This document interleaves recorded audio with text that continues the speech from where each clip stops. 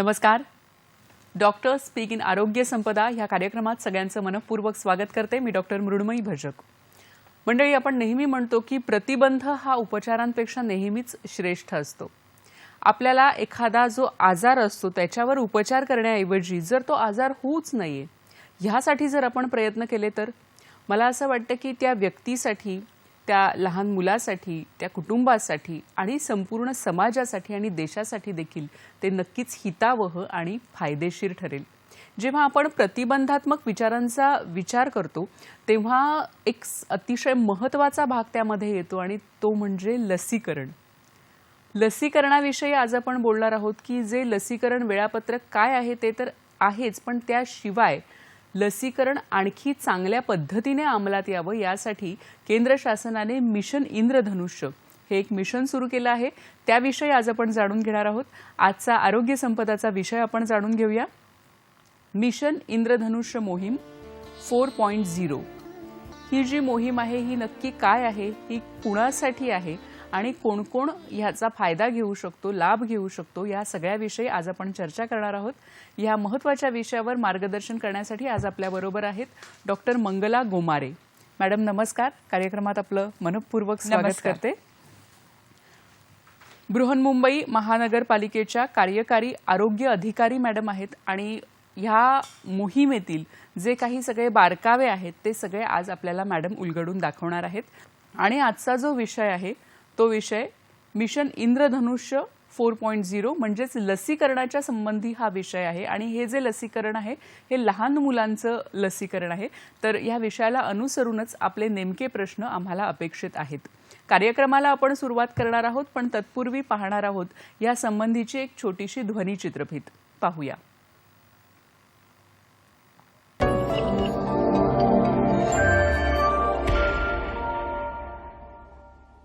केंद्रीय आरोग्य मंत्री यांच्याकडून इंद्रधनुष 4.0 चा शुभारंभ केला गेला होता. या मिशनचा उद्देश 2 वर्षांपर्यंतच्या सर्व बालकांचं आणि गर्भवती स्त्रियांचं पूर्णतः लसीकरण करणं हे होय. हे मिशन लसीकरणाच्या मोहिमेला प्रोत्साहन देण्यास नक्कीच कारणीभूत ठरणार आहे असं मत त्यांनी यावेळी व्यक्त केलं. इंद्रधनुष 4.0 मिशनची 3 टप्प्यांमध्ये अंमलबजावणी करण्यात येणार आहे. देशातल्या 33 राज्य आणि केंद्रशासित प्रदेशांमधील 416 जिल्ह्यांमध्ये या उपक्रमाची अंमलबजावणी केली जाणार आहे. प्रत्येक टप्पा हा 7 दिवसांसाठी आयोजित केला जाणार असून रविवार आणि सार्वजनिक सुट्ट्यांचा यामध्ये समावेश असणार आहे. डिसेंबर 2004 मध्ये मिशन इंद्रधनुषची सुरुवात करण्यात आली होती. आतापर्यंतच्या 10 टप्प्यात 701 जिल्ह्यांमध्ये त्याची अंमलबजावणी केली गेली आहे. एप्रिल 2021 पर्यंत या अंतर्गत 3.86 कोटी मुला-मुलींचं आणि 96.8 लक्ष गर्भवती स्त्रियांचं लसीकरण करण्यात आलं आहे. एक यूनिवर्सल वैक्सीनेशन एक्सेसिबल दृष्टि से मिले, इस दृष्टि से प्रधानमंत्री जी ने मिशन इंद्रधनुष की शुरुआत की थी. उससे देश में बहुत फायदा भी हुआ. फेज 1, फेज 2, फेज 3 में 2014 से कंटिन्यूस देश में वैक्सीनेशन चल रहा है, गति से चल रहा है और सभी वर्ग, समुदाय और सभी क्षेत्र में एक समानता से चल रहा है. उसका नतीजा भी हमने नेशनल हेल्थ सर्वे में देखा, जो 2014 के पहले वैक्सीनेशन कवरेज 43% था, वो बढ़ के आज 76% तक पहुंच गए हैं. लेकिन प्रधानमंत्री जी चाहते हैं कि ये कवरेज 90% होना चाहिए. इसलिए अभी हमें मंजिल तक पहुंचने के लिए सामूहिक प्रयास करने की आवश्यकता है. मिशन इंद्रधनुष्य बद्दल जी मूलभूत माहिती आहे ती आपण ह्या एव्ही मधून घेतलेली आहे, पण त्याची सविस्तर माहिती आणि लसीकरणाविषयीची देखील सविस्तर माहिती आपण कार्यक्रमातून घेणार आहोत. डॉक्टर मंगला गोमारे मॅडम इथे आहेत. मॅडम पुन्हा एकदा स्वागत करते आपलं. आणि आपण मिशन बद्दल तर माहिती करून घेणारच आहोत, पण मुळात लसीकरण जे आहे तर त्याचं महत्त्व तुम्ही काय सांगाल आणि लसीकरण विशेषतः लहान मुलांमध्ये का आवश्यक आहे? नमस्कार परत सगळ्यांना. आपण आज विशेष इंद्रधनुष्य म्हणजे मिशन इंद्रधनुष्य याबद्दल माहिती जाणून घेणार आहोत. पण विशेष काय आहे ह्याच्यामध्ये आणि मिशन इंद्रधनुष्य म्हणजे काय याची माहिती घेण्या अगोदर मी थोडंसं मागचं बॅकग्राऊंड आपल्याला ह्याच्यात सांगेन की आपल्याकडे भारतामध्ये 1978-79च्या सुमारास देवी हा रोग आपल्याला सगळ्यांना आठवत असेल, तर त्याचं आपण समूळ उच्चाटन करण्यामध्ये यशस्वी झालो.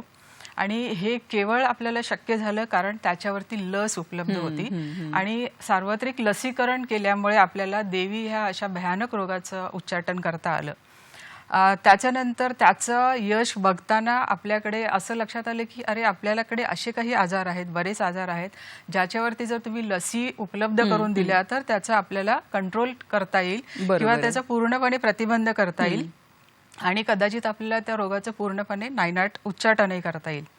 त्यामुळे आपल्याकडे 1978च्या सुमारास भारतामध्ये एक्सटेंडेड प्रोग्राम ऑफ इम्युनायझेशन म्हणजे सार्वत्रिक लसीकरण कार्यक्रम आपण चालू केला.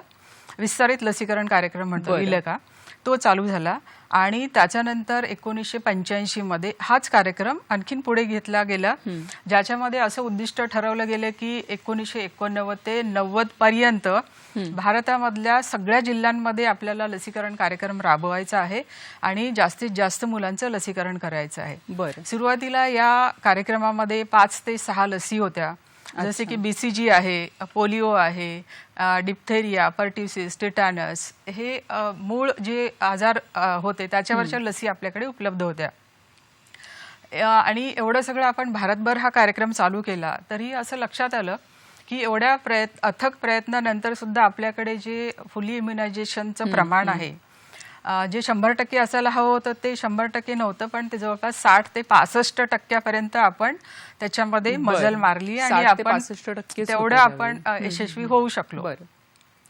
ह्याच्यामध्ये मी तुम्हाला सांगितलंच आहे की हे सगळे आजार जे आता DPT म्हणजे घटसर्प आहे, डांग्या खोकला आहे, धनुर्वात आहे, BCG आपण देतो ते क्षयरोग, लहान मुलांमध्ये जो क्षयरोग होतो तो होऊ नये त्याच्यासाठी देतो. त्याच्यानंतर पोलिओ आपल्या सगळ्यांना माहितीच आहे. पोलिओचं सगळ्यात चांगलं उदाहरण जसं मी आता देवीचं आपल्याला सांगितलं तसं पोलिओ मुक्त भारत आपल्याला एक WHO जागतिक आरोग्य संघटनेने आपल्याला प्रमाणपत्र दिलं, ते आपल्याला 2014 मध्ये मिळालं. नक्कीच, म्हणजे पोलिओवर मात करणं म्हणजे लसीकरणाचं महत्त्व आपल्याला लक्षात येऊ शकतं की एवढे भयानक दुर्धर आजार सुद्धा आपण लसीकरणामुळे पूर्णपणे आपण त्यांना कंट्रोलमध्ये ठेवू शकतो. देवीचा आपण बघितलं, त्याच्यानंतर पोलिओचं बघितलं आणि मुंबईमध्ये जर स्पेशली बघितलं तर आपल्याकडे 2008 नंतर पोलिओची एकही केस आपल्याला मुंबईमध्ये मिळाली नाही, कारण मुंबईमधलं लसीकरणही आपण चांगल्या पद्धतीने केलंय. त्याच्यानंतर तो अनुभव लक्षात घेता लसीकरणाचा टक्का वाढवण्यासाठी, लसीकरणाचं रिच लोकांपर्यंत पोहोचण्यासाठी आणि पोलिओ आणि देवीचं सगळं आपलं यश जे मिळालेलं आहे ते लक्षात घेता आपल्याकडे मिशन इंद्रधनुष्यची त्याच्यामध्ये स्थापना झाली म्हणता येईल किंवा तो कार्यक्रम चालू झाला असं म्हणता येईल. बरोबर, म्हणजे सुरुवातीला आपल्याकडे 78 पासून तुम्ही जसं सांगितलं तसा लसीकरणाचा कार्यक्रम होता, तो वेगवेगळ्या टप्प्यांवर बदलत गेला आणि आजही लसीकरणाचं जे वेळापत्रक आहे ते आहेच, पण त्याशिवाय त्याला आणखी कुठेतरी एक मजबूती देण्यासाठी मिशन इंद्रधनुष्यची स्थापना झाली. मॅडम, कधीपासून हा कार्यक्रम सुरू झालाय आपल्याकडे?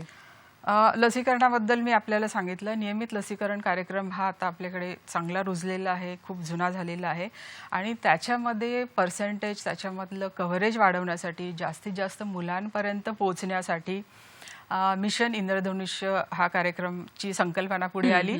आता बेसिकली याच्यामध्ये सार्वत्रिक जे लसीकरण करत असतो आपण त्याच्यामध्ये जी मुलं वंचित राहतात, म्हणजे जे लसीकरणापर्यंत पोहोचू शकत नाहीये किंवा आपण त्यांच्यापर्यंत पोहोचू शकत नाहीये किंवा काही मुलांची गळती होते, येतात, काही डोस घेतले जातात आणि नंतर ते कुठेतरी दुसरीकडे स्थलांतरित होतात किंवा काय, अशा वेळी मग ती मुलं पण राहून जातात. किंवा आपल्याकडे अशी पण काही कुटुंब आहेत ज्यांच्यामध्ये की त्यांना लसीकरणाबद्दल भीती आहे, बरं. किंवा त्यांचं म्हणणं आहे की नाही लसीकरण करण्याची गरज नाहीये, म्हणजे असे नकार देणारे पण काही कुटुंब आहेत. तर अशा सगळ्या मुलांना कव्हर करण्यासाठी मिशन इंद्रधनुष्य आणि आता आपल्याकडे विशेष मिशन इंद्रधनुष्य हा कार्यक्रम आपण चालू केलेला आहे. आणि त्याच्यामध्ये 0 ते 23 महिने म्हणजे 2 वर्षापर्यंतची सगळी बालकं जी मी आत्ता तुम्हाला सांगितलं वंचित आहेत, गळती झालेली आहे किंवा नकार दिलेला आहे अशा सगळ्यांना, आणि गर्भवती महिला यांचं जर लसीकरण झालेलं नसेल तर या सगळ्यांचं लिस्टिंग करणे, त्यांना शोधणे आणि त्यांचं ह्या कार्यक्रमामध्ये विशेष प्रयत्न करून लसीकरण करणे हे या कार्यक्रमाचा महत्त्वाचा उद्देश आहे. बरोबर आहे मॅडम, तुम्ही जसं सांगितलं की 1978 पासून खरं तर ही लसीकरणाची मोहीम सुरू झालेली आहे. आज आपण 2022 मध्ये आहोत, पण तरीही अनेक लोकांकडून लसीकरण नको, काही लोकांकडून अशी मागणी येते किंवा आम्हाला घ्यायचं नाहीये. तर अशा लोकांना तुम्ही कशा पद्धतीने समजावून सांगता किंवा अशा लोकांचा अनुभव तुमच्यापाशी काय आहे? आता बृहन्मुंबई महानगरपालिके पुरतं जर सांगायचं म्हटलं तर मुंबईमध्ये आपल्याकडे हे जे आरोग्य यंत्रणा आहे ही खूप व्यवस्थित आहे. त्याच्यामध्ये 3 टप्प्यामध्ये आपल्याकडे सगळे हे चालतात, म्हणजे सुविधा दिल्या जातात. प्रायमरी केअर, प्राथमिक आरोग्य सुविधा आहे, सेकंडरी केअर आहे आणि टर्शरी. बृहन्मुंबई महानगरपालिका ही एकमेव कॉर्पोरेशन आहे असं म्हणता येईल ज्यामध्ये की मेडिकल कॉलेजेस सुद्धा आहेत.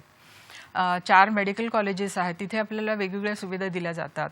त्यानंतर आपल्याकडे वेगवेगळे जनरल हॉस्पिटल्स आहेत आणि सगळ्यात महत्त्वाचं जिथे आपण आउटरीच कार्यक्रम करतो, वस्ती पातळीवर जाऊन कार्यक्रम करतो, ती प्राथमिक सुविधा. त्याच्यामध्ये आपल्याकडे मुंबईमध्ये जवळपास 190 दवाखाने आहेत आणि त्याचबरोबर 212 आरोग्य केंद्र आहेत जे की फील्डमध्ये जाऊन काम करतात. आणि अगदी आपण बघूया असं बघितलं तर कळेल की जवळपास महिन्यामध्ये 3000च्या जवळपास सत्र आपण लसीकरणाचे आयोजित करतो. एवढ्या मोठ्या प्रमाणावर आपण कार्यक्रम करतो. तरीही कधी कधी असं लक्षात येते की काही वेळा कधी समजा पोलिओ कॅम्पेन चालू आहे तर काही लोक म्हणतात की नाही आम्हाला पोलिओ घ्यायचा नाही.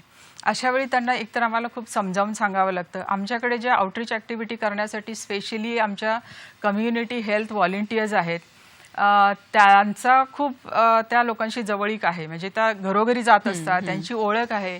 त्यांच्या थ्रू पण आम्ही मग त्यांना मोटिवेट करण्याचा प्रयत्न करतो, त्यांचं काउन्सिलिंग करतो आणि सगळ्यात महत्त्वाचं लसीकरणाचे फायदे त्यांना आम्ही व्यवस्थित सांगतो. जर कदाचित त्यांच्या सांगण्याने जर त्यांना ते समजत नसेल किंवा त्यांना वाटत असेल की नाही हे काय सांगतात आपल्याला कळत नाही, तर आम्ही एरियामध्ये जे आमच्याकडे इन्फ्लुएन्शियल लीडर्स आहेत, धार्मिक नेते असतील किंवा राजकीय नेते असतील, ज्यांच्या सांगण्यामुळे आपली जनता त्यांचं ऐकते, त्यांच्या थ्रू पण आम्ही तो सांगण्याचा प्रयत्न करतो. आमच्याकडे पण मग समजा कम्युनिटी हेल्थ व्हॉलेंटियर्सचं ऐकलं गेलं नाही तर आमच्याकडे ANMs आहेत, कोऑर्डिनेटर्स आहेत, आमच्याकडे प्रत्येक आरोग्य केंद्रामध्ये डॉक्टर्स आहेत, आमच्याकडे CDO आहेत, कम्युनिटी डेव्हलपमेंट ऑफिसर्स आहेत. हे सगळे जाऊन विशेष प्रयत्न करतात आणि जिथे जिथे कुठे आम्हाला असं नकार येतो किंवा रिफ्युजल्स येतात तिथे आम्ही त्यांना ते कन्वर्ट करण्याचा प्रयत्न करतो पॉझिटिव्हली, जेणेकरून ते लसीकरणासाठी येतील.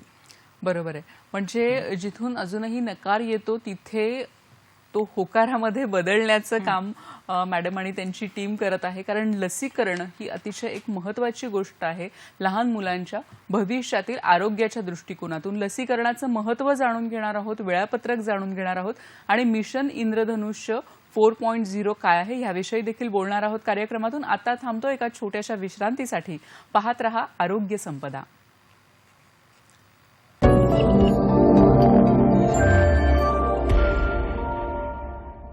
नमस्कार, विश्रांतीनंतर सगळ्यांचं मनपूर्वक स्वागत करते.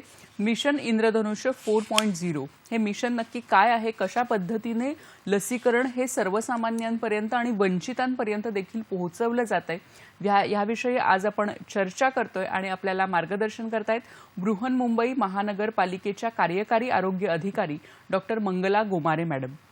मॅडम, तुम्ही मगाशी म्हणालात की जर कोणी नकार देत असेल लसीकरणाला तर तुम्ही त्यांना समजावून सांगता आणि लसीकरणाचं महत्त्व सांगता. तर लसीकरणाचं महत्त्व तुम्ही काय सांगाल आमच्या सगळ्या दर्शकांना? लसीकरण मी परत एकदा तेच वाक्य मी परत सांगते की लहान मुलांमधलं मृत्यूचं प्रमाण कमी करायचं असेल, लहान मुलांमधले आजाराचं प्रमाण कमी करायचं असेल तर लसीकरण हे एक खूप प्रभावी साधन आपल्याकडे उपलब्ध आहे. कारण एखादं लहान बाळ आजारी पडलं तर मग त्याच्यावर पूर्ण उपचार करायला लागणार. कधी कधी त्या उपचाराला ते प्रतिसाद देत नाहीत आणि कधी कधी दुर्दैवी मृत्यू सुद्धा ओढवतो. जसे की आपण बघितलेलं आहे की आता पोलिओ हा आजार, पोलिओवरती ट्रीटमेंटच उपलब्ध नव्हती. त्याच्यामुळे मग आपण बघतो कितीतरी हँडिकॅप झालेली मुलं आपल्याला पूर्वी दिसायची, आता ती दिसत नाही. कारण पोलिओचं लसीकरण सगळीकडे सार्वत्रिक झालं आणि 100% लसीकरणामुळे आपल्याला ते साध्य झाले की आपण पोलिओ आपल्या वातावरणामधून सुद्धा त्याला हुसकावून लावू शकलो आपण. तर आता लसीकरण कुठलं करतोय आपण आणि लसीकरणामुळे होणार म्हणजे टाळता येणारे आजार हे खूप महत्त्वाचं आहे. सगळ्यात पहिल्यांदा मी सांगेन की जन्मल्याबरोबर आपण लहान बाळाला BCGची लस देतो. BCG ही लस जी आहे ही खूप प्रभावी लस आहे, ज्याच्यामुळे की लहान मुलांमध्ये होणारा जो क्षयरोग आहे त्याच्यापासून आपल्याला प्रतिबंध करता येईल. हे खूप महत्त्वाचं आहे. टीबी आपण आताही बघतोय की अडल्टमध्ये पण म्हणजे प्रौढ व्यक्तींमध्ये सुद्धा टीबीचं प्रमाण आपल्याला बऱ्यापैकी दिसतंय. त्याच्यानंतर ड्रग रेजिस्टंट टीबी हा एक भयानक आजारही पुढे होतो. तर हे सगळं आपल्याला टाळायचं असेल तर अगोदर BCGची लस जन्मल्यानंतर 1 वर्षापर्यंत घेणं खूप गरजेचं आहे. त्याच्यानंतर दुसरं मी परत सांगते, पोलिओचं उदाहरण. पोलिओची लस अजूनही आपण देतो. जरी पोलिओ मुक्त भारत झाला असेल, मुंबईमध्येही पोलिओची केस नसेल, तरीही आपण लस अजूनही देतोय. कारण आपले शेजारी काही राष्ट्रांमध्ये अजून पोलिओ आहे. अफगाणिस्तान किंवा दुसऱ्या काही कंट्रीज आहेत. आता आफ्रिकेमध्ये पण परत एक पोलिओची केस मिळाली. तर ह्या कारणासाठी आपल्याला अजूनही पोलिओचं लसीकरण आपण चालू ठेवलेलं आहे. हेपॅटायटिस B म्हणजे कावीळ, एक दुर्धर प्रकारचा कावीळचा आजार, जो आत्ता आपण लस घेतली तर तो भविष्यामध्ये पुढे होणार नाही ह्याची काळजी आपल्याला घेता येते. आणि त्याचबरोबर लिव्हर सिरोसिस किंवा लिव्हर कॅन्सर हे कमी करण्यासाठी त्याची आपल्याला मदत होते. त्याच्यानंतर डिप्थेरिया, पर्ट्युसिस आणि धनुर्वात, टेटनस, डांग्या खोकला, धनुर्वात आणि घटसर्प हे 3 आजार आहेत ज्याची DPT ही लस सगळ्यांना कदाचित माहिती असेल. त्रिगुणी लसही म्हणतात त्याला. आणि ही लस एकत्रच दिली जाते आणि ह्या तिन्ही आजाराचा प्रतिबंध करण्यासाठी ह्याचा उपयोग होतो. त्याच्यामुळे ही लस पण खूप महत्त्वाची आहे. त्याचबरोबर DPT किती मुलांनी घेतले हा एक खूप मोठा इंडिकेटर आपण बघतो. कार्यक्रम यशस्वी होतोय की नाही होतोय किंवा एरियामधल्या आपल्या किती बालकांनी DPTची लस घेतली आहे ह्याच्यावरूनही आपल्याला कार्यक्रमाचं यश आपल्याला बघता येतं. नक्कीच मॅडम. आपल्याला एक फोन येतोय मॅडम, तो आपण कार्यक्रमात घेऊया आणि त्यानंतर पुन्हा इतर जे वेळापत्रक आहे ते देखील समजून घेणार आहोत आपण. डॉक्टर श्रीकृष्ण पाटगावकर आपल्याशी बोलतायत अंबरनाथहून. नमस्कार सर, आपला प्रश्न विचारा. नमस्कार. माझा प्रश्न असा आहे की कावीळच्या व्हॅक्सिन बद्दल, विशेषतः हेपॅटायटिस B या व्हॅक्सिन बद्दल आणि इतर जे हेपॅटायटिस A, C, D या व्हायरस बद्दल आपण कोणतं व्हॅक्सिन सजेस्ट कराल? धन्यवाद. धन्यवाद आपल्या प्रश्नासाठी. तुम्ही मॅडम आत्ताच सांगितलं होतं काविळीच्या व्हॅक्सिन बद्दल, तर त्या लसीकरणाबद्दल पुन्हा एकदा सांगा की हेपॅटायटिस B बद्दल तुम्ही सांगितलं आणि A, C जे आहे त्याबद्दलही काय आपल्याला काळजी घेता येऊ शकेल? हेपॅटायटिस म्हणजे कावीळ हा एक संसर्गजन्य रोग आहे जो दूषित पाण्यामुळे किंवा अन्नामधून पसरतो. A आणि E हेपॅटायटिस B जर आपण बघितलं तर तो त्याचे ट्रान्समिशन वेगळ्या पद्धतीने होतं. हेपॅटायटिस B आणि C हे युजली दूषित सिरेंज किंवा दूषित रक्त जर संक्रमण झालं किंवा सेक्शुअल रूट ह्या पद्धतीने हा आजार पसरतो. आणि लहान मुलांमध्ये होऊ नये म्हणून हेपॅटायटिस B स्पेशली होऊ नये म्हणून आपल्याकडे लस उपलब्ध आहे. हेपॅटायटिस A आणि E साठीही लस उपलब्ध आहे, पण ती आपल्या नॅशनल शेड्यूलमध्ये नाहीये. ती तुम्हाला कदाचित खाजगी जे व्यावसायिक आहेत, वैद्यकीय व्यावसायिक, त्यांच्याकडे मिळू शकेल. पण हेपॅटायटिस B आपल्याकडे लस उपलब्ध आहे आणि ही आपण जन्मतःच बाळाला द्यायला पाहिजे. हेपॅटायटिस B बर्थ डोस असं आपण त्याला म्हणतो. जन्मल्यानंतर 24 तासाच्या आत जर दिली तर त्याचा इफेक्टिव्हनेस हा खूप वाढतो आणि त्याच्यानंतर त्याचा पहिला आणि दुसरा डोस नंतर आपण द्यायला पाहिजे हेपॅटायटिस Bचा. बरोबर. तर हेपॅटायटिस B हे आपल्या नॅशनल शेड्यूलमध्ये आहे आणि ते सगळीकडे मोफत उपलब्धही आहे. त्याच्यामुळे आणि सगळ्यात महत्त्वाचं म्हणजे जन्मल्यानंतर बाळाला 24 तासाच्या आत देणं खूप गरजेचं आहे. बरं, म्हणजे हिपॅटायटिस बी जे आहे ते आपलं जे राष्ट्रीय वेळापत्रक आहे त्यामध्ये उपलब्ध आहे. सगळ्या सरकारी दवाखान्यांमध्ये देखील हेपॅटायटिस बी चे डोस उपलब्ध आहेत. आणि मॅडम तुम्ही म्हणालात तसे 3 डोसेस आहेत याचे हेपॅटायटिस बी चे. आणि बाकीचे जे काविळी आहेत उदाहरणार्थ ए किंवा ई ते आपण प्रायव्हेट हॉस्पिटलमध्ये दवाखान्यामध्ये घेऊ शकता. मॅडम हा जो तुम्ही आता जे वेळापत्रक सांगत होता त्यामध्ये आणखी आपल्याला काही सांगायचे आहेत लसी? लसी आहेत बऱ्याच. आपण वेळापत्रक ऍक्च्युली सगळ्यांना प्रेक्षकांनाही व्यवस्थित दाखवू शकू जर ते आपल्याला हो नक्कीच, आपण ह्या स्लाइड मध्ये आपण बघू शकू जे राष्ट्रीय वेळापत्रक आहे त्यासाठी. आता आपल्याकडे नवीन नवीन ज्या लसी आल्यात त्याच्यामध्ये आता पेंटाव्हॅलंट नावाची लस आली आहे ज्याच्यामध्ये की 5 प्रकारचे लसी एकत्र केलेल्या आहेत. म्हणजे 5 आजारांच्या विरुद्ध आपल्याला लस एकच इंजेक्शनच्या द्वारे देता येईल आणि मग ती बालकांनाही सोयीची असेल कारण एकाच इंजेक्शन मधून देतो. आता पेंटाव्हॅलंट मध्ये आपण काय काय देतो तर त्याच्यामध्ये डीपीटी आहे, डिप्थेरिया, पर्ट्युसिस, टेटानस ची लस आहे, त्याचबरोबर हेपॅटायटिस आहे आणि pneumococcal vaccine, sorry haemophilus influenzae B हे एक वॅक्सिन त्याच्यामध्ये लस ऍड केलेली आहे. तर हे 5 प्रकारच्या लसी एकत्र पेंटाव्हॅलंट मधून दिल्या जातात. त्याचे पण 3 डोस द्यायला पाहिजे. त्याच्यामुळे हे कुठल्या वयामध्ये दिलं जातं मॅडम पेंटाव्हॅलंट? हे आपण 6वा आठवडा जन्मल्यानंतर, 10वा आठवडा आणि 14वा आठवडा म्हणजे 1.5 महिना, 2.5 महिने आणि 3.5 महिने असं एक महिन्याच्या गॅपनी किंवा 4 आठवड्याच्या गॅपनी आपण हे 3 डोस बाळांना देतो.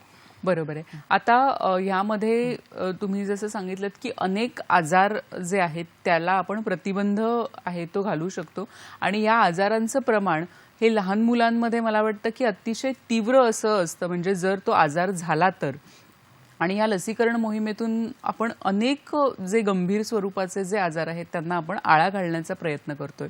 आता हे मिशन इंद्रधनुष्य जे आहे तर ते त्याची तुम्ही आता सांगितलं की एक राष्ट्रीय वेळापत्रक आहे आणि मिशन इंद्रधनुष्य, तर दोघांमध्ये फरक काय आहे? नियमित लसीकरणाबद्दल मी आपल्याला माहिती सांगत आहे. अजूनही काही काही नवीन प्रकारचे वॅक्सिन्स त्याच्यामध्ये आलेले आहेत, लसी आलेल्या आहेत. जसे की पेंटाव्हॅलंट सांगितलं, त्याच्यानंतर रोटाव्हायरस एक आता लस आलेली आहे जी लहान मुलांमध्ये काही व्हायरसमुळे जो अतिसार होतो, जुलाब होतो त्याला प्रतिबंध करण्यासाठी ह्याचा खूप उपयोग होतो. ही पण आता ही लस आपल्याकडे नियमित लसीकरण कार्यक्रमामध्ये आपण ती उपलब्ध करून दिलेली आहे. जॅपनीज एन्केफलायटिस जरी हा मुंबईमध्ये प्रादुर्भाव नसेल, हा कीटकजन्य एक व्हायरल डिसीज आहे आणि कीटकजन्य म्हणजे आय मीन वेक्टर जो आहे मस्किटो, क्युलेक्स नावाचा जो मस्किटो आहे त्याच्या थ्रू हा पसरतो आणि त्याच्यासाठी सुद्धा काही जिल्ह्यांमध्ये ही जेई जॅपनीज एन्केफलायटिस ज्याला मेंदूज्वर म्हणतात ती लस उपलब्ध करून दिलेली आहे. त्याच्यानंतर मिझल्स, गोवर, रुबेला ह्याच्यावरती सुद्धा आपल्याकडे लसी उपलब्ध आहेत. नक्कीच. मिझल्स ही लस बऱ्याच वर्षांपासून उपलब्ध आहे, पण विशेष म्हणजे मुंबई महानगरपालिकेमध्ये 2006 पासून आपल्याकडे MMR, मम्स, मिझल्स आणि रुबेला ह्याची लस बृहन्मुंबई महानगरपालिकेने स्वतःच्या बजेटमधून उपलब्ध करून दिली. ती सुद्धा आपण 2006 पासून सगळ्यांना देतोय आणि कालांतराने बऱ्याच वर्षानंतर नॅशनल लेवलला मग MR म्हणजे मिझल्स आणि रुबेला ही वॅक्सिन लस आपल्याकडे उपलब्ध झाली. त्याच्या अगोदरच मुंबईमध्ये ही लस आपण उपलब्ध करून दिली होती. नक्कीच. मॅडम आपल्याला एक फोन येतोय तो घेऊया. सुग्रीव माने आपल्याशी बोलतायत उस्मानाबादहून. नमस्कार, आपला प्रश्न विचारा. हॅलो. नमस्कार. नमस्कार. नमस्कार. हो, तर कसं आहे, आम्ही समजा आता आम्हाला पोलिओ डोस बद्दल पूर्ण माहिती आहे, ते पाठ झालं आम्हाला, त्याचं काही विशेष नाही. आता 2-3-4 प्रकारचे लहान मुलाला आजार होऊ नये याच्यासाठी 2-3-4 प्रकारचे काहीतरी लस आहेत. तर आम्ही लेकरला घेऊन गेलो, एखादी लस घेतलो, आलो आणि दुसऱ्या वेळेला गेल्यानंतर आम्ही कोणतं घेतलोय आणि कोणते शिल्लक राहिले त्याची नोंद ऑलरेडी आपल्याकडे होते का त्याची? धन्यवाद आपल्या प्रश्नाबाबत. मॅडम, बऱ्याचदा असं होतं की कुठली घेतली आहे हे पालकांना कधी कधी लक्षात राहत नाही, तर त्याची नोंद इस्पितळामध्ये होत असते का? खूप चांगला प्रश्न विचारलाय आणि अगदी सुजान पालक आहेत असं वाटतंय की बऱ्याचदा असं होतं की आपण कुठेतरी एका ठिकाणी राहत असतो आणि मग कधी काही महिन्यांनी आपण दुसरीकडे स्थलांतरित होतो किंवा कधी कधी कोणाच्या बदल्या होतात, कोणी काम करत असेल तर ते दुसऱ्या जिल्ह्यात वगैरे जातात किंवा दुसऱ्या राज्यात पण जातात. तर अशा वेळी सगळ्यात महत्त्वाचं जे आपल्याकडे कार्ड असतं, इम्युनायझेशन कार्ड, त्याच्यावरती ह्या नोंदी सगळ्या व्यवस्थित केलेल्या असतात. त्याच्यामुळे मला ह्या निमित्ताने सगळ्या पालकांना सांगायचं आहे की हे कार्ड खूप व्यवस्थित काळजीपूर्वक जतन करून ठेवायला पाहिजे. जसं आपण एखादा पासपोर्ट बनवला तर आपण किती काळजीने त्याची ठेवतो त्याला, त्याच पद्धतीने इम्युनायझेशन कार्डची पण आपण काळजी घ्यायला पाहिजे. त्याच्यामध्ये जन्मल्यापासून बाळाला काय काय दिलं ह्याच्या पूर्ण नोंदी केलेल्या असतात. त्याच्यावरती तारीख लिहिलेली असते आणि हे कार्ड आपण कुठेही घेऊन गेलात तरी त्या नोंदी बघून त्याच्यावरती पुढे कुठली लस द्यायची हे आपल्याला ठरवता येतं किंवा आपल्याला म्हणण्यापेक्षा डॉक्टरांना ठरवता येतं. त्याच्यामुळे आपलं जे बाळाचं जे इम्युनायझेशन कार्ड आहे हे जतन करणं आणि वेळोवेळी त्याच्यातल्या नोंदी अपडेट करणं हे खूप गरजेचं आहे. हे जर केलं तर आपल्याला कुठेही पालकांना स्वतः जाऊन सांगायला नाही लागणार डॉक्टरांना की माझ्या बाळाला ही लस दिली आहे किंवा ही राहिली आहे, मग आता पुढे काय करू, असं आपल्याला अजिबात प्रश्न पडणार नाही. आणि सिस्टीममध्ये पूर्णपणे ह्याची नोंद होत असल्यामुळे मग आपल्याला पुढे अडचण येणार नाही आणि तो बालकाचा जो शेड्यूल पुढे आपल्याला घेऊन जायचा आहे तो आपल्याला पूर्ण करता येईल. नक्कीच. म्हणजे हे जे इम्युनायझेशन कार्ड आपल्याला मिळत असतं तर ते अतिशय जपून ठेवणं आणि मूल मला वाटतं की 10 वर्षाचं होईपर्यंत मॅडम ते जे कार्ड आहे ते आपल्याकडे असलं पाहिजे पालकांकडे, जेणेकरून त्या सगळ्या नोंदी आपल्याला माहीत असतील. आणखीही बोलणार आहोत आपण लसीकरणाविषयी, मिशन इंद्रधनुष विषयी देखील. आता थांबतो एका छोट्याशा विश्रांतीसाठी. पाहत रहा आरोग्य संपदा.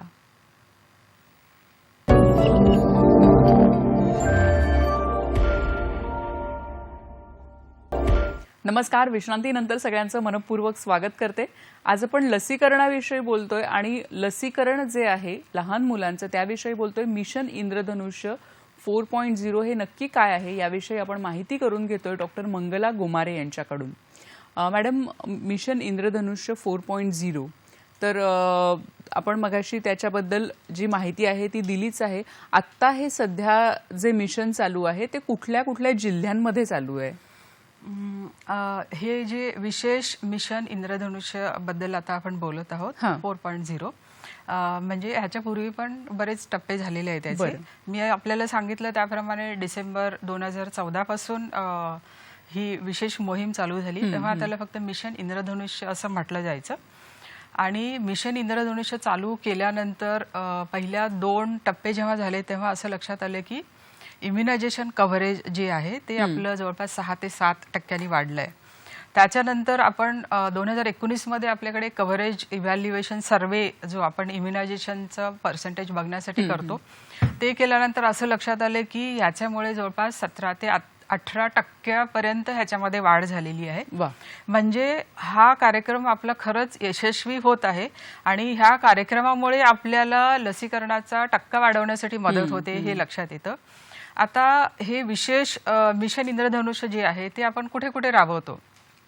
बेसिकली हे आरोग्य कुटुंब कल्याण मंत्रालय जे दिल्ली आहे तिथून ह्याच्या मार्गदर्शक सूचना येतात केंद्र सरकारकडून आणि त्याच्यामध्ये प्रत्येक वेळी पूर्ण भारतभर सगळीकडेच होतो असं नाही, पण भारतामधले काही राज्य आणि त्या राज्यांमधले काही जिल्हे किंवा काही महानगरपालिका ह्या सिलेक्ट केल्या जातात. आता महाराष्ट्रामध्ये यावेळी जे होत आहे आपल्याकडे मिशन इंद्रधनुष्य 4 जे 7 मार्चला आपल्याकडे चालू होणार आहे, त्याच्यामध्ये 9 जिल्हे सिलेक्ट केलेले आहेत. अहमदनगर, औरंगाबाद, बुलढाणा, जळगाव, नाशिक, परभणी, पुणे, ठाणे आणि वर्धा. आणि मुंबई महानगरपालिका, परभणी, पुणे, पिंपरी चिंचवड, ठाणे, कल्याण डोंबिवली, भिवंडी, मीरा भाईंदर, नवी मुंबई आणि उल्हासनगर ह्या महानगरपालिका ह्याच्यामध्ये सामील होत आहेत. म्हणजे ह्या जिल्ह्यांमध्ये आणि ह्या महानगरपालिकेमध्ये हा कार्यक्रम राबवला जाणार आहे. आता हे काहीच जिल्हे किंवा काहीच मनपा का आपण सिलेक्ट करतोय तर त्याची महत्त्वाची कारणं आहेत की मी आता सांगितलं की आपल्याला बेसिकली काय बघायचंय, जिथे लसीकरण कमी होत आहे तिथला लसीकरणाचा टक्का वाढवायचा आहे. त्याचबरोबर काही काही जिल्ह्यांमध्ये किंवा मनपामध्ये जर लहान मुलं पोचू शकत नसतील, काही डिफिकल्ट एरियाज असतील, काही आरोग्य संस्थांमध्ये लसीकरणाची सत्र व्यवस्थित होत नसतील, तर या सगळ्या ठिकाणची साठी ही आपल्याला मोहीम विशेष राबवायची आहे. आणि हे कसं ठरवणार आपण की कुठे कमी होतंय किंवा कुठे जास्त आहे? तर आपल्याकडे वेगवेगळे सर्वे केले जातात. अच्छा. जसं मी आत्ताच सांगितले की कव्हरेज इव्हॅल्युएशन सर्वे हा एक नॅशनल लेवलचा सर्वे आहे, ज्याच्यामध्ये आपल्याला कळतं की कुठल्या राज्याचं आणि कुठल्या जिल्ह्याचं लसीकरणाचं प्रमाण कसं आहे. मग त्याचा आधार, त्याचं अनालिसिस, त्याचं विश्लेषण झाल्यानंतर त्याचा आधार घेऊन आपण ठरवतो. त्याचबरोबर आपल्याकडे नॅशनल फॅमिली हेल्थ सर्वे हे नॅशनल लेवलला, राष्ट्रीय पातळीवर केले जातात, ज्याच्यामध्ये खूप काय म्हणतात त्याला, रेप्युटेड संस्था त्याच्यामध्ये इन्व्हॉल्ड आहेत आणि ह्या सर्वे करतात. आता सध्या आपल्याकडे लेटेस्ट NFHS 5चा डेटा अवेलेबल आहे. त्याचा आधार घेऊन ठरवलं जातं की कुठले जिल्हे किंवा कुठले मनपा घ्यायचं. त्याच्यानंतर आपल्याकडे health management MIS health management information system जी आहे, जी राष्ट्रीय पातळीवर पूर्ण त्याचं एक पोर्टल आहे आणि त्याच्यामध्ये सगळे आरोग्य यंत्रणा त्यांचा डेटा त्याच्यामध्ये अपलोड करत असतात. अच्छा. त्याचं अनालिसिस करून, त्याचं विश्लेषण करूनही ठरवलं जातं की कोणाकडे कमी होतंय लसीकरण आणि कोणाकडे जास्त. त्याप्रमाणे त्याचाही डेटा घेतला जातो. त्याचबरोबर जागतिक आरोग्य संघटना जी आहे आपल्याकडे, त्यांचे वेगवेगळे अधिकारी आपल्याकडे काम करत असतात, लसीकरणाला मदत करत असतात. त्यांचं पण एक संनियंत्रण किंवा त्यांचं विश्लेषण त्यांनी जे केलेलं आहे त्याचाही आधार घेतला जातो. त्याचबरोबर आपल्याकडे वॅक्सिन प्रिव्हेंटेबल डिसिजेसचं एक सर्वेक्षण चालू असतं. अच्छा. ज्याला आपण VPD सर्वेलन्स म्हणतो. तेही आपल्याकडे भारतभर सगळीकडे चालू आहे. त्याच्यावरून आपल्याला नेमकं साधारणपणे कुठल्या जिल्ह्यामध्ये, कुठल्या राज्यामध्ये अशा प्रकारचे उद्रेक होत आहेत, कुठे मिझल्सच्या केसेस वाढल्या आहेत किंवा कुठे हेपॅटायटिसच्या केसेस आपल्याला जास्त दिसत आहेत, किंवा आणखीन काही केसेस असतील ज्या दिसत आहेत, जे आपण आता AFP सर्वेलन्स करतो आपण, म्हणजे ॲक्यूट फ्लॅसिड पॅरालिसिस, म्हणजे पोलिओ आहे की नाही आहे हे बघण्यासाठी आपण अशा पद्धतीचे एरियामध्ये सर्वेलन्स करत असतो. तर त्या सगळ्यांचा आधार घेऊन ठरवलं जातं की मग कुठल्या राज्यामध्ये, कुठल्या जिल्ह्यामध्ये आणि कुठल्या मनपामध्ये अशा प्रकारचा कार्यक्रम करण्याची गरज आहे. बरोबर आहे. म्हणजे कुठे करायचं हे पूर्ण एक सर्वेक्षणाद्वारे ठरवलं जातं आणि हे जे सर्वेक्षण आहे ते प्रत्येक जिल्ह्यामध्ये, गावामध्ये जाऊन जिथे जास्त गरज आहे मॅडम, तिथे पुन्हा हे जे मिशन इंद्रधनुष आहे हे आपण राबवतो. ह्याच्यामध्ये मला इंद्रधनुष 4.0 जे आहे तर ते काय आहे नक्की? आता मी आपल्याला सांगितलं की डिसेंबर 14 पासून आपण कार्यक्रम करत आहोत. सुरुवातीला त्याला फक्त मिशन इंद्रधनुष्य म्हटलं जायचं. त्याच्यानंतर मिशन इंद्रधनुष्य स्पेशल 1, 2, 3, 4 म्हणजे दरवर्षाला त्याला एक नंबर दिला जातो. तर आता 2022 मध्ये जे आपण विशेष मिशन करणार आहोत त्याला मिशन इंद्रधनुष्य 4 असं म्हटलं गेलेलं आहे. बरं. आता ह्याच्यामध्ये सगळ्यात महत्वाचं सांगायचं म्हणजे बृहन्मुंबई महानगरपालिकेचं नाव का आहे याच्यामध्ये. आमच्याकडे तसं बघितलं तर इम्युनायझेशन कार्यक्रम खूप चांगल्या पद्धतीने चालतो आणि आमच्याकडे परफॉर्मन्सही चांगलं आहे. असं असूनही आता आपण बघतोय की 2019 पर्यंत इम्युनायझेशनला चांगली गती आली होती. त्याच्यानंतर मिशन इंद्रधनुष्यमुळे त्याला चांगला सपोर्ट मिळाला होता आणि आपलं जे परफॉर्मन्स होता इम्युनायझेशनचा तो खूप चांगला वाढत होता. पण आपल्याला आता सगळ्यांना माहिती आहे की 2020 मध्ये आपल्याकडे कोविडची साथ अगदी जोरदार चालू झाली, जागतिक महामारी आली आणि मग त्याच्यामुळे काय झालं की मार्च 2020 पासून जेव्हा ह्या केसेस यायला लागल्या कोविडच्या, तेव्हा मात्र लसीकरणावर त्याचा एकदम प्रतिकूल परिणाम झाला. म्हणजे पहिल्यांदा तर 23 मार्च पासून आपल्याकडे लॉकडाऊन चालू झाला. लॉकडाऊनमुळे अक्षरशः लोक म्हणजे रस्त्यावर यायला पण घाबरत होती, भीती होती त्यांना. सगळ्या आरोग्य यंत्रणा फक्त कोविडच्या कामासाठी चालू होत्या. बरेच प्रायव्हेट डॉक्टर्स त्यांचे दवाखाने बंद केले होते, त्यांनी नर्सिंग होम बंद पडले होते, कारण कधी कधी कामावर कोणाला यायला जमत नव्हतं किंवा काही लोक स्थलांतरित झाले होते. अशा सगळ्या कारणामुळे आणि लॉकडाऊन असल्यामुळे ट्रान्सपोर्ट फॅसिलिटी नव्हती, बसेस बंद आहेत, ट्रेन बंद आहेत, म्हणजे आपल्याला कुठे जायचं असेल तर प्रवास करण्यासाठी साधनं उपलब्ध नव्हती आणि वरतून पुन्हा कोविडच्या आजाराची भीती, ह्या सगळ्या कारणामुळे आपल्याला फक्त मुंबईतच असं म्हणता येणार नाही पण पूर्ण महाराष्ट्रात आणि पूर्ण भारतभर लसीकरणावर खूप मोठा प्रतिकूल परिणाम झाला. आणि पहिल्या 3 महिन्यातच म्हणजे मार्चला लॉकडाऊन झालं आणि एप्रिल मे जून मध्येच आपलं लसीकरणाचं जे प्रमाण आहे ते अगदी 25%च्याही खाली आलं. म्हणजे अक्षरशः पहिल्या 3 महिन्यात तर लसीकरण झालंच नाही असं म्हणता येईल. कारण एकतर आपली आरोग्य यंत्रणा पण आमची पूर्ण कोविडच्या ह्याच्यामध्ये बिझी होती. आरोग्यामध्ये काम करणारे सगळे कर्मचारी पण कोविडच्या व्यवस्थेमध्ये बिझी होते. नवीन कोविड सेंटर्समध्ये काम करायला लागत होतं. म्हणून लसीकरणाचा जो जास्तीत जास्त प्रतिकूल प्रभाव आपल्याला दिसून आला मुंबईमध्ये, म्हणून आपल्याला मुंबईमध्ये पण मिशन इंद्रधनुष्य करण्याची गरज आहे. जरी आपलं परफॉर्मन्स खूप चांगलं आहे तरीही जेव्हा आम्ही हेड काउंट करतो आणि शोधून काढतो अशी मुलं, त्यांची संख्या जरी कमी असेल तरीही ते एक प्रकारचं क्वालिटी वर्क आहे असं आपल्याला म्हणता येईल. नक्कीच. म्हणजे खरं तर हा जो सर्वे आहे किंवा जे सर्वेक्षण आहे ते अतिशय महत्त्वाचं आहे. आणि कोविडमुळे हा जो लसीकरणाचा जो टप्पा आहे तो कमी झाला होता, पण तो पुन्हा आता वाढवण्याचे जे प्रयत्न आहेत ते सुरू आहेत शासनाकडून. आणखीही आपण जाणून घेणार आहोत या लसीकरणाविषयी, या मिशनविषयी, आणि लहान मुलांसाठी हे जे लसीकरण आहे ते किती आवश्यक आहे याविषयी देखील. आता थांबतोय एका छोट्याशा विश्रांतीसाठी. पाहत रहा आरोग्य संपदा.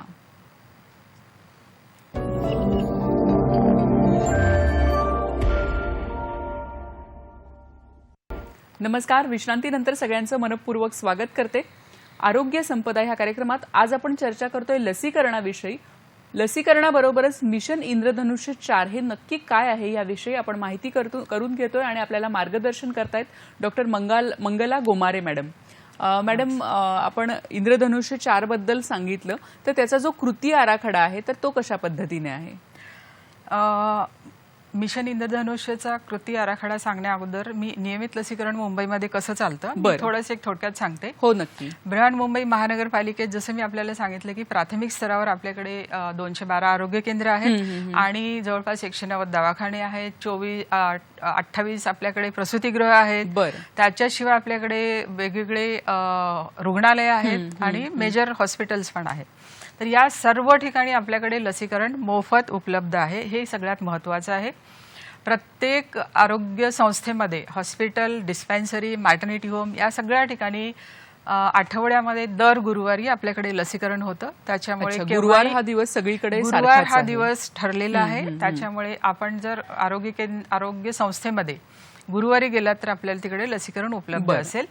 त्याशिवाय मी जे आपल्याला सांगितलं की आउटरीच ऍक्टिव्हिटी, वस्ती पातळीवर काम करणारे आरोग्य केंद्र आमच्याकडे आहेत. 212 आरोग्य केंद्र आहेत आणि ह्या प्रत्येक आरोग्य केंद्राचं महत्त्वाचं काम काय आहे तर नियमित लसीकरण करणे. त्याच्यामध्ये आता एक आरोग्य केंद्र असेल तर तिथे काय होतं, त्याच्यामध्ये प्रत्येक आठवड्याच्या दर मंगळवारी आणि शनिवारी आपल्याकडे सेंटर कॅम्प असतो.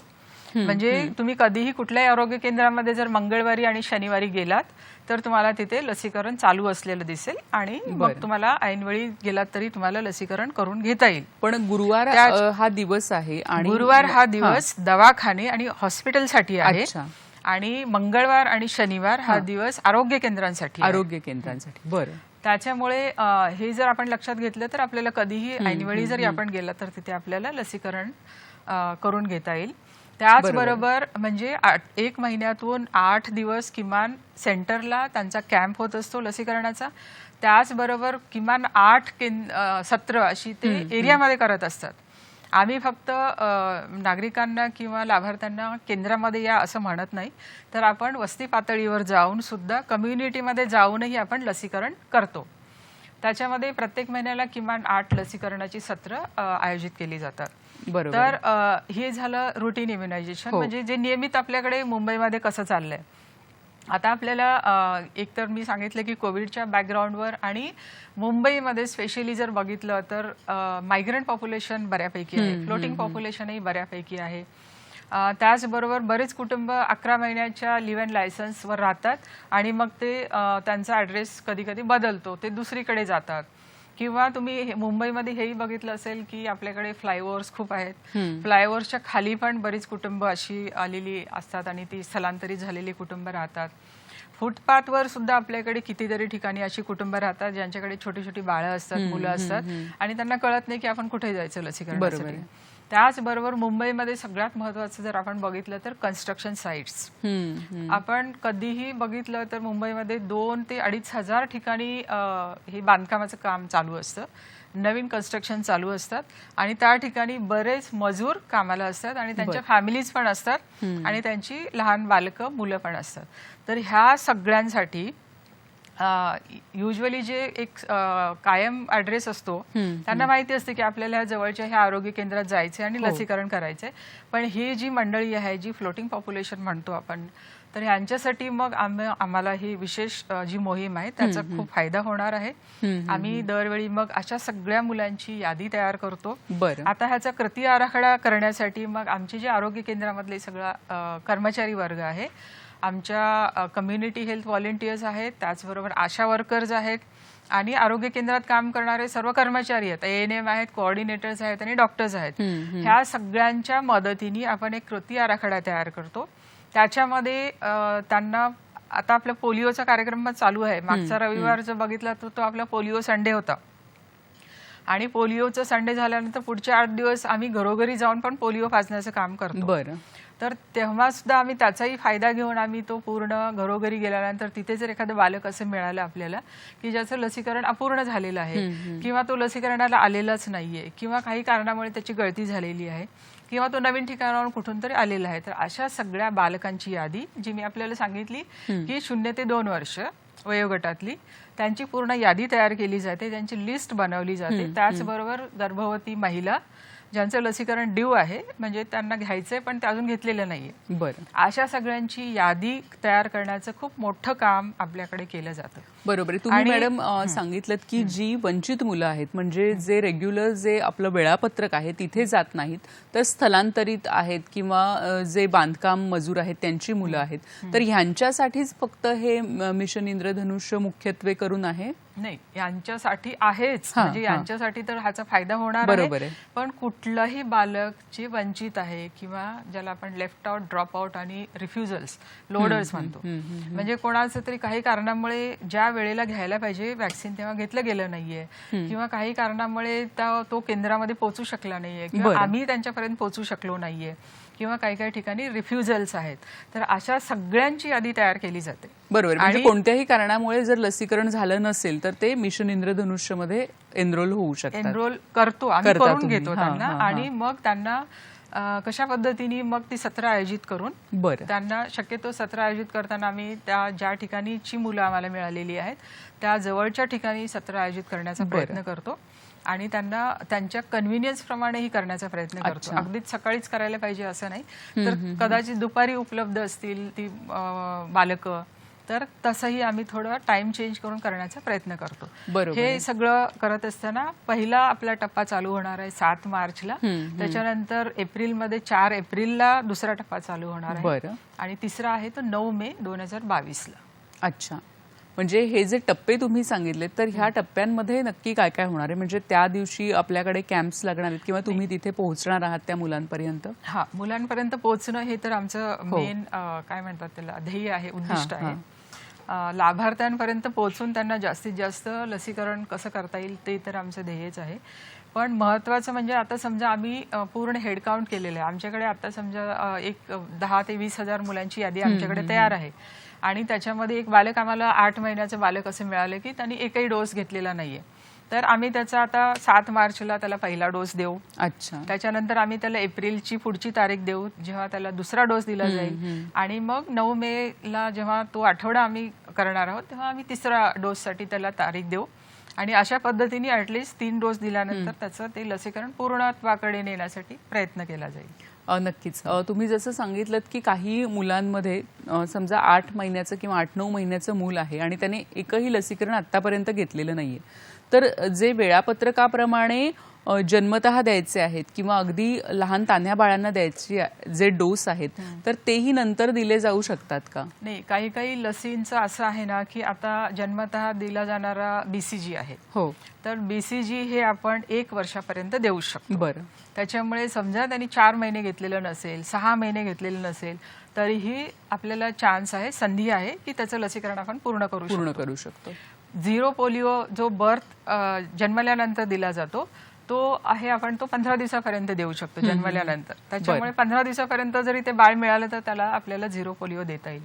हेपॅटायटिस बर्थ डोस मी सांगितलं की तो 24 तासाच्या आत द्यायला पाहिजे, तो मात्र आपल्याला देता नाही येणार नंतर. अच्छा, म्हणजे काही लसी आपण देऊ शकतो, मात्र काही लसी आपण 1 वर्षापर्यंत देऊ शकतो. मिझल्स हे आता 9 महिन्याला चालू करायला पाहिजे, पण समजा काही कारणामुळे लेट झालं असेल तर आपण त्याला 10व्या महिन्यातही देऊ शकतो, 11व्या महिन्यातही देऊ शकतो. त्याच्यामुळे म्हणून मिशन इंद्रधनुष्याचा फायदा असा आहे की समजा काही जणांना लेट झालं असेल तरीही त्यांचं लसीकरण आपण 1 वर्षाच्या आतमध्ये पूर्ण करू शकतो. नक्कीच मॅडम.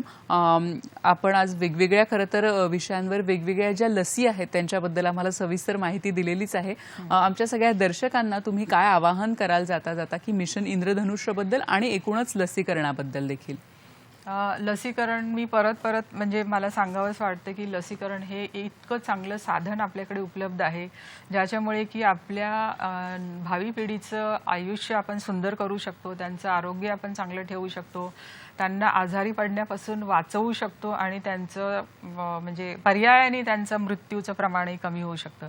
तर लसीकरणासारखा इतका कॉस्ट इफेक्टिव्ह टेक्निक आपल्याकडे उपलब्ध आहे, म्हणजे कमी खर्चामध्ये आपल्याला त्याचा जास्त फायदा मिळणार आहेत.